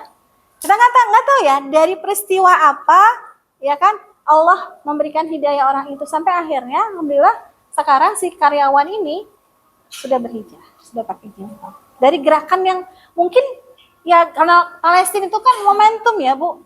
Nggak setiap saat ada gerakan itu, tapi tuh akhirnya setiap ada kegiatan itu dia mencari. Ya, bahkan dia sekarang pengen jadi donatur. Ya, saya siapkan Bu, katanya gitu ya, Masya Allah. Nah ini juga puasa sunnah Muharram ya kan, sebentar kita mau haram ya, makanya ini momentumnya saya deket-deketin nih ya, biar ibu-ibu ter-challenge ya untuk mengingatnya ada momentum nih ya, kalau kita lewatkan sayang. Nah mulai dari sekarang tuh di-vlog sama anak-anak, nanti Muharram ada puasa nih, namanya ini ya. Pahalanya seperti ini, yuk kita janjian yuk gitu untuk puasa ya gitu ya. Jadi mulai itu dari sekarang. Lanjut Bu. Nah nih kiat menjaga semangat kebaikan tadi, luruskan niat karena Allah ya, bukan karena siapapun, karena Allah. Tuh yang kedua, miliki geng kebaikan ya. Jadi ibu udah punya geng kebaikan nih. Ya. Ini geng kebaikan insya Allah ya. Ini saya pakai bahasa milenial ya Bu. Miliki geng kebaikan. Kemudian mulai dari hal yang termudah. Jadi nggak usah yang susah-susah dulu deh. Kayak tadi tuh 2.000. Ibu-ibu 2.000 cuma parkir. Tapi buat sebagian orang 2.000 ya ketika dikumpulkan itu Masya Allah. Kan pernah deh Bu tukang parkir yang datang beli mobil Bu, beli mobil box karena dia pengen jualan, pengen ngangkat dirinya menjadi yang dari tukang parkir pengen jualan, itu ke dealernya bawa duit 2.000-an. Ditanya pekerjaan saya tukang parkir. Jadi benar-benar 2.000 Bu. Ya, dikumpulin gitu ya. Jadi 2.000 itu ketika dikumpulkan itu akan punya nilai tersendiri. Dan tadi waktunya ya tadi kan waktu itu sangat menentukan kualitas dari ibadah itu sendiri. Jadi ambil momentum Bu. Ya. Kayak kemarin nih ada momentum Idul Adha. Ya. Kalau kita tidak menyiapkan dari sebelum Idul Adha, maka terlewat momentum berkurban. Ya. Oke kan sekarang tuh banyak ya. Ayo, siapa yang mau berkurban tahun depan? Nabung, tabungan kurban gitu. Kayak gitu-gitu, ya. Karena kita nggak mau terlewat momentum untuk beramal soleh. Ya, ini kiatnya, kemudian lanjut nanti dibagikan ya. Nah, ini kalau tadi di Ikhwan, yang diceritakan adalah Abu Bakar, ya. Tapi kalau di Ahwat, ya orang yang bisa menjadi inspirasi dan motivasi kita dalam beramal saleh adalah Khadijah, ya, istri Rasulullah, orang yang dia bukan siapa-siapa pada masa itu, tapi tiba-tiba dia mengajukan diri ya melamar Rasulullah. Siapa-siapa maksudnya kan dia orang kaya ya Bu, tapi di kalangan sahabat ya orang nggak nyangka bahwa Khadijah itu melamar Rasulullah. Melamar apa dilamar? Ayo, melamar ya, karena dia mendengar Rasulullah itu orangnya baik, amanah. Sementara dia kan saudagar kaya, dia butuh orang, dia butuh partner untuk bisa ya berdiskusi tentang perdagangan, untuk bisa menyelamatkan hartanya. Tapi setelah dia nikah, hartanya untuk apa? Untuk jihad bersama Rasulullah. Dan itu tidak terkira Bu, hartanya dia orang kaya banget. Ya, orang kaya banget di masanya gitu. Kalau sekarang siapa ya perempuan yang kaya? Janda gitu. Tadinya janda ya. Ya siapa ya kalau sekarang yang kaya janda soleha gitu? Ada nggak? Nggak ada ya. Ya lanjut Bu.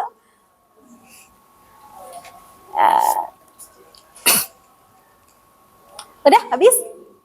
Masih ada kayaknya, kita mau, nah ini ya, Nih saya bilang tadi saya mau men-challenge Ibu nih di bulan Muharram karena ada momentum ya. Jadi tadi puasa Taswa dan Asyura, kemudian sedekah subuh. Ya. Tahu tadi kan kita berusaha untuk mendawamkan ya menjadi kebiasaan habit kita. Coba kita sekarang 10 hari aja beruntun tanpa henti ya. Nanti kalau misalnya Ibu lupa ya Ibu bikin catatan lah di rumah untuk ngebantu gitu ya. Dan ini sekali lagi Bu, ini bukan untuk pribadi ya, tapi ini bisa dilakukan bersama-sama di keluarga. Ya, bisa dilakukan bersama-sama di keluarga. Karena kan tadi kita pengen masuk ke surga bareng-bareng ya sama keluarga kita ya, nggak ganti kan pasangannya? Apa mau ganti? Jangan ya. Ya jangan ya. Gitu. Maafkan satu orang yang pernah menyakiti Ibu, disakiti satu orang, suruh maafin di bulan Muharram. Kira-kira bisa ya? Insya Allah. Gak usah dibayangin bagaimana dia menyakiti kita, tidak perlu. Ya. Tapi bagaimana kita mulai memaafkan. Ya.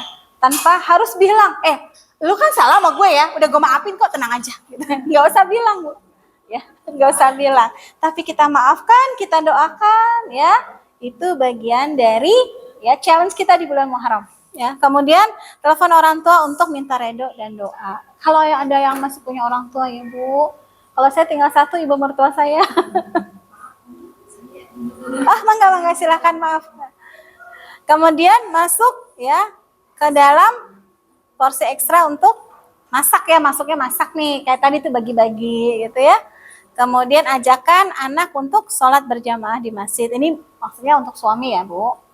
Atau kalau misalnya kira-kira bapaknya susah, ya kalau ada abangnya bisa jadi imam abangnya. Kalau misalnya ibu misalnya mau jadi imam untuk anak-anak perempuannya, silahkan. Artinya ada usaha ya dari kita untuk berjamaah. Ya. Kenapa berjamaah? Karena dengan berjamaah kan pahalanya juga lebih banyak daripada sendiri. Terus yang kedua tadi itu menguatkan Bu sebenarnya berjamaah itu, ya. Yang tadinya ibu tidak mendoakan, kalau ngelihat jadi kedoain ya Allah mudah-mudahan anak saya kayak gitu-gitu ya. Jadi saling menguatkan. Kemudian ikut kajian. Nah, ini mah udah ya insya Allah ya, tapi rutin ya. Kemudian target utama minimal berapa Bu? 5 dari 1, 2, 3, 4, 5, 6, 7. Ya, ini mah sebenarnya saya mau coba untuk men-challenge saja. Ya, karena ada momentum bulan Muharram. Yuk kita bareng-bareng beramal soleh, berlomba-lomba. Kita ajak nih anggota keluarga kita yang lain untuk bisa melakukan ini. Ya, kan kalau ngomongin sesuatu pengennya ada realisasi ya Bu gitu. Kalau saya tuh begitu pengennya, ayo realisasi apa nih gitu. Kita coba dari yang paling mudah. Ini kan mudah, ada yang sulit nggak kira-kira? Insya Allah enggak ya, atau memang sudah jadi wah ayo Bu Ikis mah saya mah udah ini semua contreng ini 7 malah saya bisa 10 nambah gitu ya. Amin ya Allah gitu ya. Ya lanjut.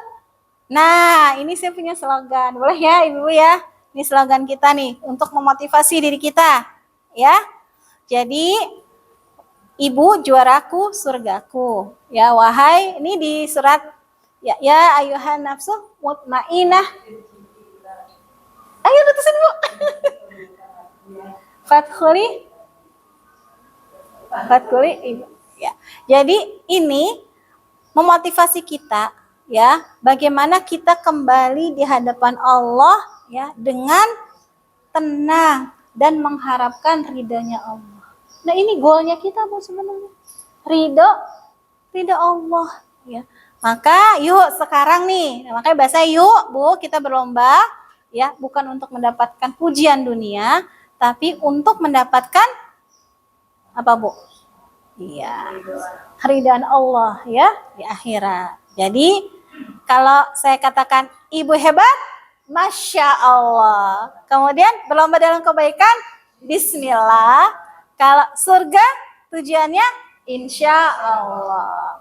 Ini afirmasi sebenarnya buat kita ya untuk menguatkan. Karena saya biasa buka kalau di rakor begini supaya nih oh iya ya target saya apa? Surga ya. Apa yang kita lakukan? Berlomba dalam kebaikan ya kan? Siapa yang melakukan? Siapa kita? Ibu hebat atau muslimah tangguh ya. Ya. Itu saja yang bisa saya sampaikan sharing hari ini ya. Mudah-mudahan ini juga memotivasi saya untuk senantiasa terus fastabiqul khairat ya. Karena tadi kita udah tahu nih ya, ternyata kalau kita berlomba-lomba itu nggak ada yang kalah. Pahalanya luar biasa. Momentumnya ada semua yang bisa kita lakukan dengan peran-peran kita ya. Jadi ibu, jadi mertua. Belum ada jadi mertua ya? Udah. Jadi ibu, jadi kakak ipar, jadi adik ipar, jadi mertua, jadi apapun. Itu baru peran domestik. Belum peran di sosial. Jadi Bu RT, jadi PKK, jadi posyandu, jadi satgas. Banyak. Ya. Dan sekali lagi, kalau ya kita ingin mendapatkan pujian dari manusia, kita dapat, insya Allah dapat. Tapi rugi ya. Karena apa? Karena sesungguhnya ya, kalau kita meniatkan karena Allah, meluruskan niatnya kita karena Allah, ikhlas karena Allah, maka semua yang ibu lakukan tadi, urusan domestik ya, urusan sosial, itu bisa jadi ladang pahala jariah ibu-ibu. Ya. Rugi kan kalau nggak diniatkan karena Allah? Rugi ya. Saja ibu-ibu, mohon maaf lahir batin jika banyak kesalahan ya. Kita lagi belajar bareng-bareng ya, Bu. Saya juga bagaimana sama-sama menjadi orang-orang yang selalu melakukan amal soleh dan melakukan kebaikan, baik untuk diri kita maupun untuk orang lain ya. Dibuka sesi pertanyaan. Oh, boleh, mau berapa? Jangan susah-susah ya. Tafadhol ibu. Maaf ya ibu, saya bercandanya kebanyakan ya. Tafadhol ibu. Asal jangan susah-susah saya jawab ya. Tuh nggak ada yang nanya loh beneran. Oh iya, bagaimana? Kalau kembang celengan subuh, tapi suatu saat anak saya kan udah saya mau nyanyi, itu ngambil di bulan subuh itu nanti bapak ganti, tapi nggak saya ganti, itu gimana? Kalau namanya lupa, ini maafin Bu, tadi lupa ya. Kalau lupa, Itu dipakai buat anak saya itu sama sedekah gimana? enggak, kalau sama anak nggak sedekah kan ibu mampu. Nanti karena lupa, namanya segala sesuatu yang lupa itu dimaafkan ya. Benar nggak? Ibu tidur ya, lewat waktu sholat ya, ketiduran nih waktu sholatnya lewat, terus nggak sholat, dimaafin nggak sama Allah? Karena lupa kan tidur. Kayak tadi, kalau lupa dimaafkan, pas inget ya diganti. Gitu Bu, diganti. Tapi nggak tahu Bu jumlahnya berapa, ya dilebihin aja Bu, kira-kira gitu ya. Uang pensiunan itu kalau buat anak itu sama sedekah tidak boleh. Kan gini, ibu bersedekah niatnya untuk apa? Kan maka tadi saya tanyakan, kan diniatkan. Misalnya kalau di tempat saya tuh ada tuh kencelengan Baitul Izzah, berarti kan untuk dakwah di masjid itu. Ya, ada peruntukannya. Jadi di rumah tuh ada ini infak Palestina, ini infak Baitul Izzah, ini infak Jumat Berkah gitu ya. Nah, masing-masing punya peruntukannya, masing-masing punya niatnya. Nawaitunya di mana gitu.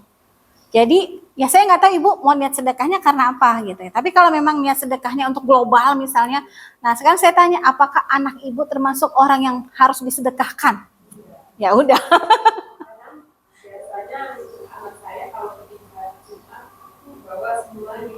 Oh maksudnya dibawa untuk infak Jumat. Tapi kalau anak saya waktu itu di rumah yang anak laki, dengan anak saya yang laki nggak ada, nggak ini, jadi kadang saya tahu kalau ada apa. Iya nggak apa-apa, berarti kan peruntukannya tadi, peruntukan memang untuk sedekah. Tapi kalau dipakai sama anak ibu, ya diganti. Karena kan kita nggak tahu anak ibu dipakai lagi buat sedekah, apa buat jajan atau buat apa kan? Nah, tapi tadi kalau ternyata kategorinya anak ibu termasuk orang yang berhak menerima sedekah, ya nggak apa-apa, sedekah buat anak ibu. Tapi kan kalau ternyata enggak, ya diganti aja, gitu. Karena kalau peruntukannya ya Bu, sekali lagi niatnya untuk apa nih? Beda-beda. Ya, jadi boleh dipakai misalkan di rumah nggak ada recehan nih, adanya di kotak itu, ya kita ambil dulu. Tapi kita udah lupa nih, berminggu-minggu, baru ingat gitu kan, kemarin ngambil dari kencet, balikin lagi Bu. ya kan? Balikin lagi. Ada lagi? Saya itu setelah subuh, misalnya langsung misalnya, bukannya masih taruh di kayaknya dulu, Iya, iya. langsung aja selain ke suami ya. Boleh. Istilahnya berjamaah sama. Iya, boleh. Tadi saya baca lagi yang tentang berisi dekat untuk tetangga. Dan bukannya minta itu keluarga dekat dulu. Jadi kita misalnya punya saudara yang Kekurangan. jadi kita utamakan keluarga dulu. Iya, boleh. Ini mah men-challenge karena tadi kan ada untuk di rumah kita, untuk di lingkungan. Jadi kan tadi saya bagi-bagi ya Bu ya. Ya kan? Ini contoh-contohnya saja. Tapi kalau ternyata di keluarga Ibu ada yang membutuhkan, ya kan, dan Ibu ternyata mampu sendiri, silahkan. Ya kan? Kalau yang khusus buat tetangga biasanya di hari-hari tertentu aja paling. Iya, boleh. Boleh, boleh Bu. Utama kita sama saudara. Iya. Iya. Sekali lagi tadi yang saya tampilkan itu contoh ya Ibu-ibu ya, supaya bisa memberikan inspirasi, memberikan contoh. Nih sebenarnya ya kan kita punya kewajiban untuk ya kan, ada tetangga kita yang susah. Kadang kita mungkin ya, ada di satu tempat Bu, di perumahan ya. Di perumahan. Di sini juga sebenarnya daerah-daerah sini ya. Jadi ada sampai yang punten ya Bu, 2 hari nggak makan. Cuma memang kebetulan keluarga ini punya izah yang luar biasa. Izah itu maksudnya harga diri ya Bu, kalau dalam Islam. Harga diri untuk tidak meminta-minta. Ya kan? Ini taunya dari apa? Ini anaknya keluar. Keluar, kan namanya anak-anak ya Bu ya. Keluar main, terus main di rumah temennya, terus dia bilang, aku nggak boleh, boleh nggak aku makan di rumahmu? Aku nggak makan di rumah, ibuku nggak masak. Nah itu, jadi jangan sampai ada yang seperti itu, ya kan? Kaget kan tetangganya? Ya tadi ibunya memang izahnya luar biasa. Gitu ya. Ya akhirnya ya alhamdulillah sih udah Bu selesai gitu ya. Akhirnya artinya dia perlakuan kita terhadap orang ini adalah jangan sampai beliau meminta, tapi kalau dia diberi insya Allah dia mau terima. Mungkin kalau dia minta dia nggak enak, tapi kalau diberi dia menerima, itu akhirnya diberi. Jadi kita bukan kita maksudnya akhirnya tetangga-tetangga di sekitar gitu rutin tuh Bu, ya setiap Jumat berkah dia ngasih gitu ya, kemudian setiap ada momentum apa dia ngasih dan diterima. Dia memang jadi suaminya itu kerja di luar pulau, maksudnya bukan di Pulau Jawa ya, yang penghasilannya tidak menentu gitu kan. Ya namanya rumah juga dia kan ya listrik segala macam tuh sempat waktu itu diputus juga kayak gitu. Ya kan? Ya itu tadi jangan sampai kita juga melihat kondisi-kondisi itu terus ternyata sebelah rumah kita gitu ya. Nah yang dosa tuh kita tuh sebenarnya ya. Kan apa namanya infak masjid gitu ya itu sampai banyak, sementara ada di selingkungannya yang ada kondisi seperti itu tidak terjamah, tidak tersantuni. Nah jadi jangan sampai seperti itu, maksudnya begitu sih Bu. Jadi sosialnya kita ya, tetangga kita itu harus sama seperti kita. Kalau kita kenyang, tetangga kita kenyang. Kalau anak kita sekolah, kita usahakan sekolah juga walaupun mungkin sekolahnya nggak sama gitu ya, tapi sama-sama punya hak ya. Karena modal kita sekali lagi nggak banyak, umur kita dibatasi sama Allah. Kalau kita nggak baik sama lingkungan kita, ya kan, kita mau baik sama siapa, ya kan? Gitu. Ya gini Bu, saya ngerasain banget kan tadi ya baca biografi saya tuh lama di Lampung Bu, 10 tahun, ya kan. Suami saya tuh Betawi asli Betawi. Ya kan? Jadi kalau orang Betawi itu sebenarnya nggak ada yang merantau. Kalau ada Betawi yang merantau dibilangnya Betawi murtad. Ya kan? Ngapain ada orang tuh pada datang ke Jakarta gitu ya. Gitu. Ini benar Bu, saya tuh sampai dikatain gitu. Ngapain kalau masih bisa makan, nggak usah jauh-jauh ke Sumatera. Tapi tadi saya bilang, saya sama suami sudah punya visi bahwa saya ingin mandiri, tidak mau dekat dengan mertua, tidak mau dekat dengan ibu saya. Jadi kita berusaha maksudnya mau susah kayak apa, pokoknya rantau gitu ya. Ya alhamdulillah gitu, karena tadi bekalnya kita nggak punya siapa-siapa, nggak punya saudara di sana, ya tetangga kita saudara kita, ya. Jadi sekarang kalau saya ke Lampung itu, jadi saya nih tinggal ngontak, saya mau ke Lampung, ya udah tinggal di rumah saya. Wah, anak saya udah senang banget itu. Maksudnya sampai anak saya itu pada punya ibu angkat di sana. Gitu. Jadi ya tadi gitu, bahwa tetangga itu bisa jadi saudara kita juga. Ya. Kalau tadi kita mengamalkan sunnahnya Rasulullah ya, baik dengan tetangga, selalu menjaga. Jadi jangan sampai juga lisan kita, tingkah kita ya tanpa kita sadari membuat tetangga kita tuh tersakiti ya. Ada orang yang gini, gua nggak mau berurusan sama dia. Ada yang sampai kayak gitu. Kenapa? Dia kalau ngomong kasar, gua nggak suka. Daripada antar gue sakit hati, dengan gue kalau ketemu dia nyingkir aja dah. Gitu. Ada yang kayak gitu, Bu. Ya, mungkin dia nggak sadar, ya kan? Tapi ketika kita tahu ada posisi seperti itu, ya tadi tuh kita coba untuk maafin, mungkin dia nggak sengaja. Jangan jadi kompor. Iya, dia mah begitu, sama gue juga gitu, jadi kompor ya, Bu. Jangan mengiyakan sesuatu. Ingat ya, Bu. Ya, jangan jadi agen gibah.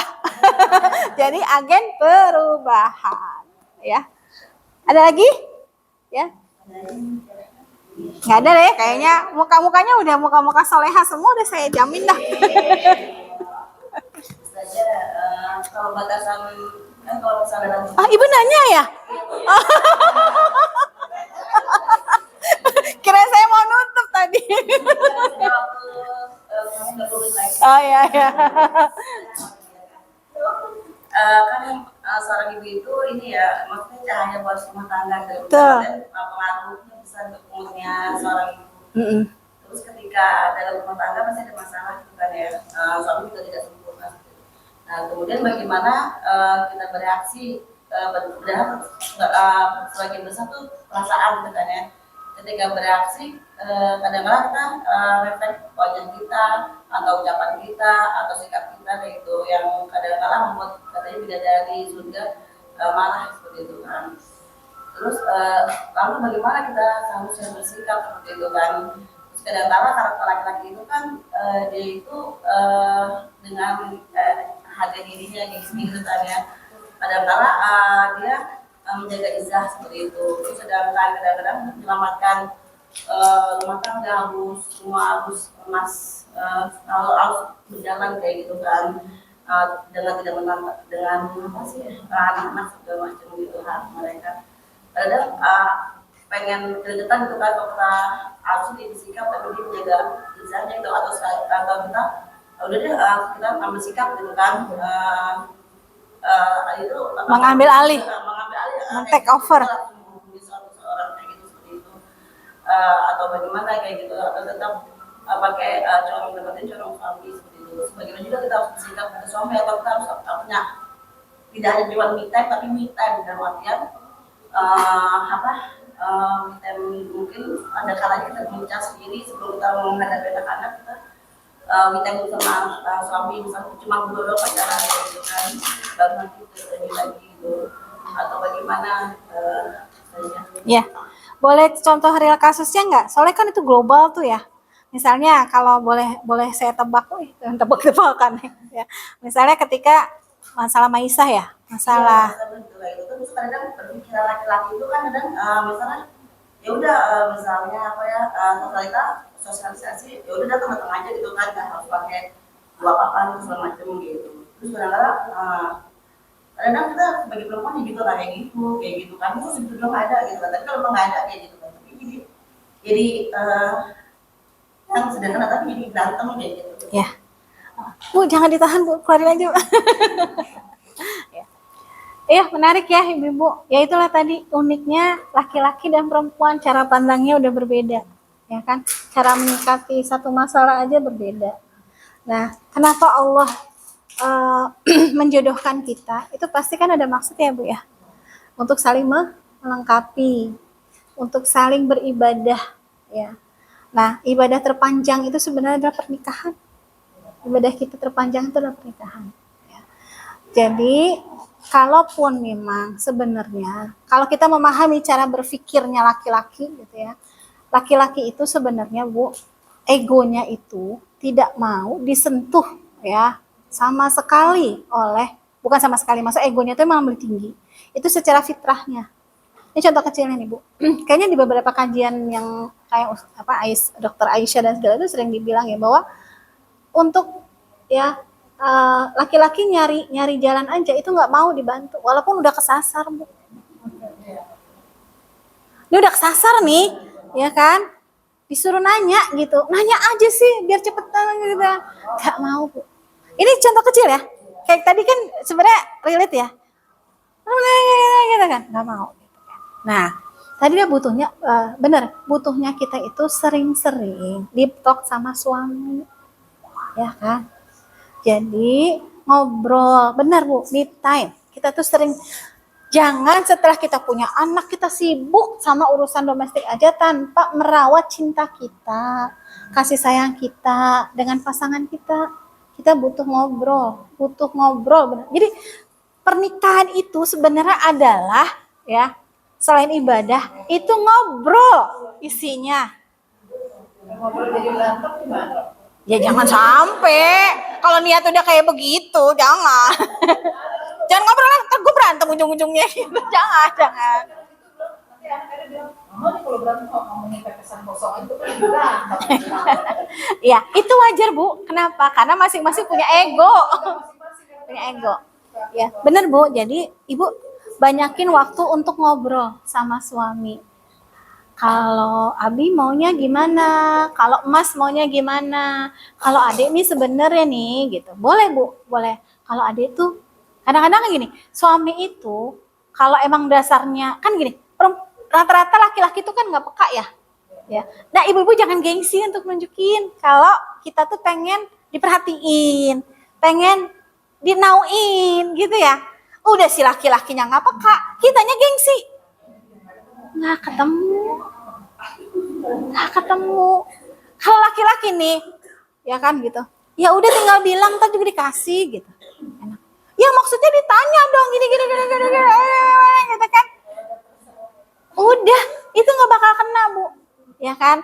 Ya tadi kita nih, ya kitanya yang harus nurunin ego.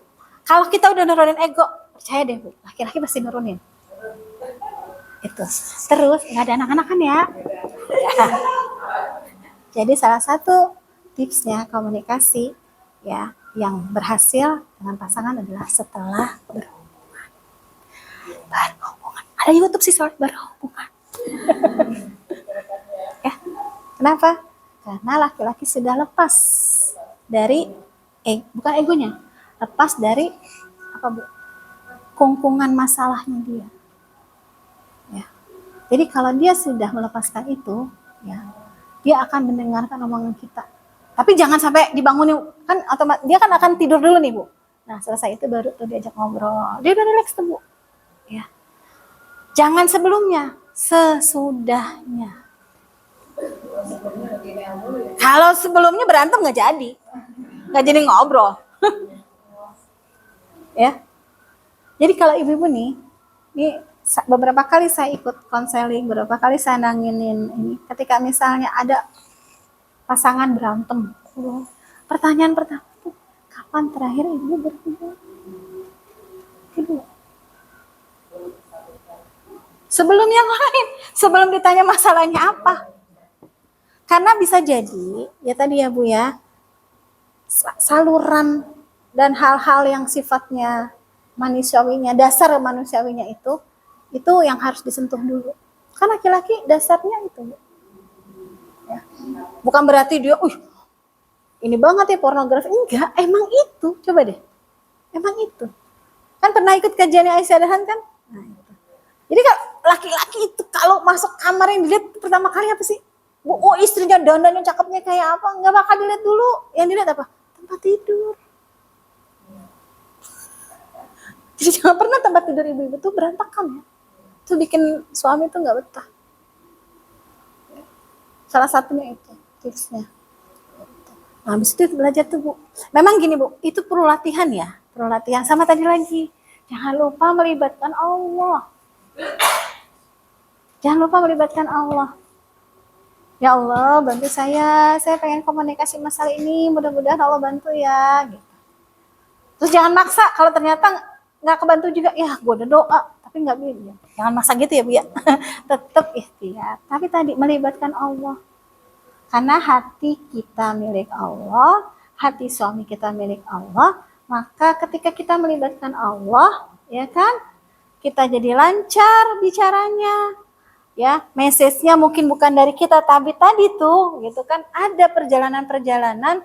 Gini Bu, kadang pada saat itu suami kita belum memberikan solusi atau belum mengiyakan omongan kita. Dia butuh waktu berproses, beda sama kita Bu.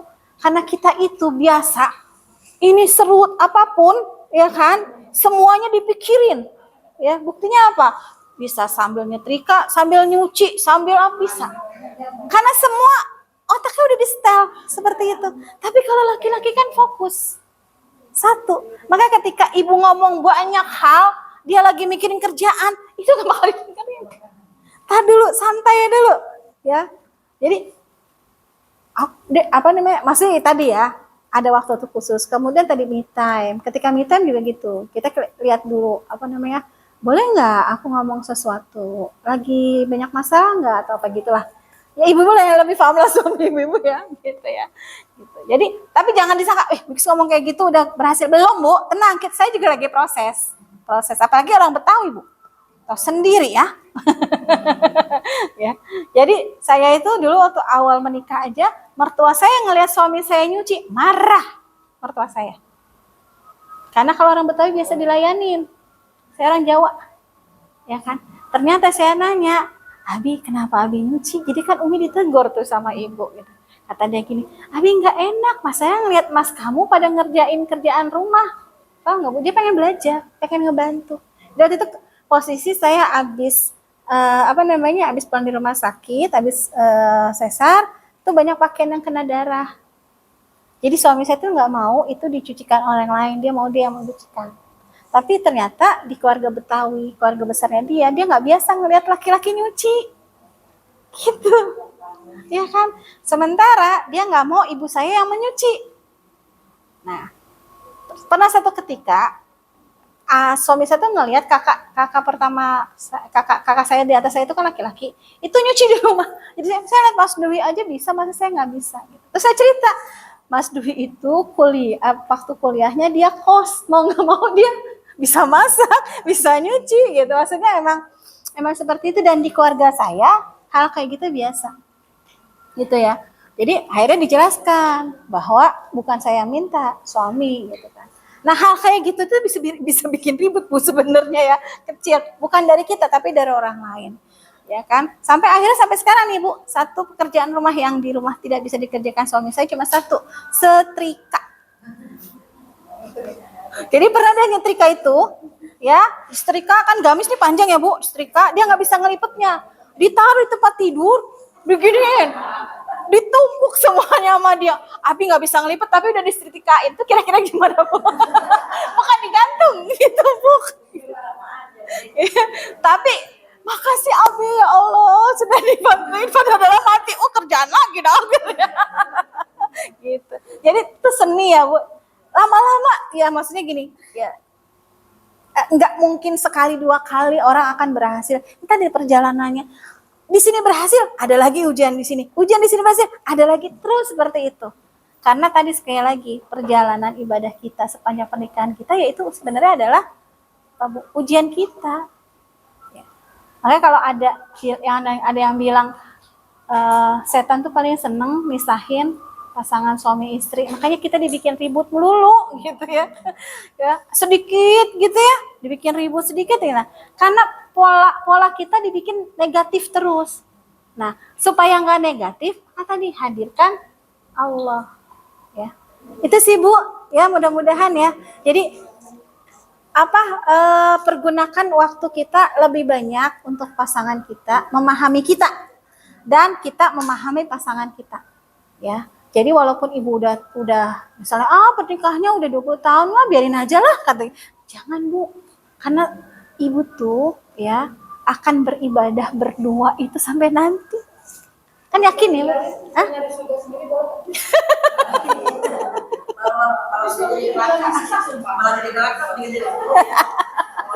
kita berantem terus kan dibilang nggak bisa. Kan tadi saya bilang doain, ibu kan nggak bisa ngerubah suami. Ya, diingetin aja terus, ya kan? Nanti kalau dia nggak berubah-berubah, ya didoain lagi. Ibu, senjatanya orang muslim itu cuma doa, Bu. Ya, kalau ibu nggak percaya doa itu bisa ngerubah, ibu percaya sama siapa? Ayo. Ya, ketika kita berdoa nih ya, sekali lagi nih Bu, nih, adab berdoa, ya. Jangan berburuk sangka kalau doa kita itu nggak dikabulkan. Kalau udah begitu, kita itu nggak percaya sama Allah namanya. Itu yang nantinya akan menghambat, ya kan? Dan doa itu tidak harus dikabulkan, tapi bisa ditunda, bisa diganti sama yang lain nih ya. Ibu susah ngebangsi tahu bapaknya, ternyata anak ibu soleh, anak ibu soleha. Ya nanti yang bisa ngebilangin itu bukan ibu, tapi ternyata anak-anaknya ibu lah. Gitu. Jadi maksudnya tadi Bu, berbaik sangka lah, terus berbaik sangka. Jadi jangan sampai kita udahlah, kayaknya gue udah berdoa udah habis-habisan, kayaknya nggak berubah-berubah gitu kan. Jangan putus asa. Sama doa aja putus asa gitu ya. Gitu ya Ibu. Insyaallah luar biasa hari ini. Saya dapat pelajaran banyak dari pertemuan ini. Ya, itu kita hasil pada memiliki. Ya. Semoga dapat manfaat. Amin. Ibu-ibu sekalian, semoga semangatnya mendapatkan rahmat dari Allah Subhanahu. Jadi adalah Allah menjaga kita ya untuk lebih mempersiapkan diri menjadi istri yang terbaik, ibu yang terbaik, dan menjadi suami yang terbaik. Kita akhirnya dengan baca Alhamdulillah. Amin. Astagfirullahaladzim. Subhanakallahumma bihamdika asyhadu an la ilaha illa anta astaghfiruka wa atubu ilaik. Maaf dari kami. Wassalamualaikum warahmatullahi wabarakatuh. Waalaikumsalam warahmatullahi wabarakatuh.